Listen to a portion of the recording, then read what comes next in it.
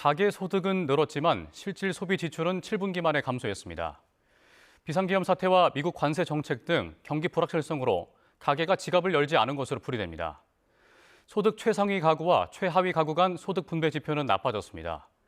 상위 20% 가구가 월 평균 1,188만 원을 번 반면 하위 20% 가구의 소득은 114만 원에 그쳤습니다. 보도에 오인석 기자입니다.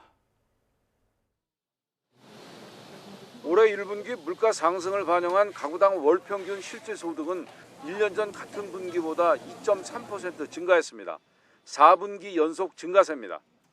명목 가계소득은 근로소득과 사업소득, 이전소득이 모두 증가해 4.5% 늘어난 535만 1,000원이었습니다. 반면 물가 상승이 반영된 실질 소비 지출은 0.7% 감소했습니다. 실질 소비 지출이 줄어든 건 2023년 2분기 이후 7분기 만입니다. 또 코로나 팬데믹 때인 2020년 4분기 이후 가장 큰 폭의 소비 지출 감소입니다.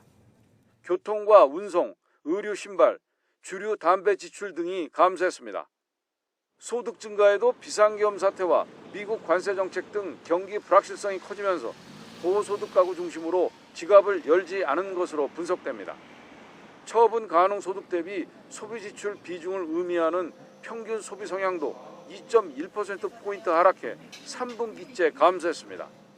평균 소비 성향이 마이너스라는 의미 자체가 처분 가능 소득 증가율보다 소비 지출 증가율이 더 적다는 건데, 그만큼 이제 처분 가능 소득이 늘어나는 것에 비해서 소비 지출이 그만큼 늘어나지 않았다는 의미가 됩니다.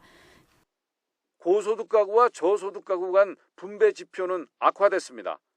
상위 20% 가구의 소득은 5.6% 늘어나는 반면 하위 20% 가구는 1.5% 감소했습니다.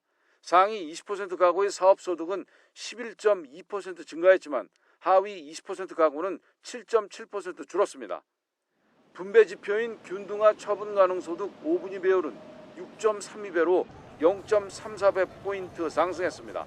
5분위 배율이 커진 것은 그만큼 분배가 악화한 것을 의미합니다. 다만 공식적인 소득 분배 개선 여부는 연간 지표인 가계금융복지조사를 통해 판단할 수 있다고 정부는 밝혔습니다. YTN 오인석입니다.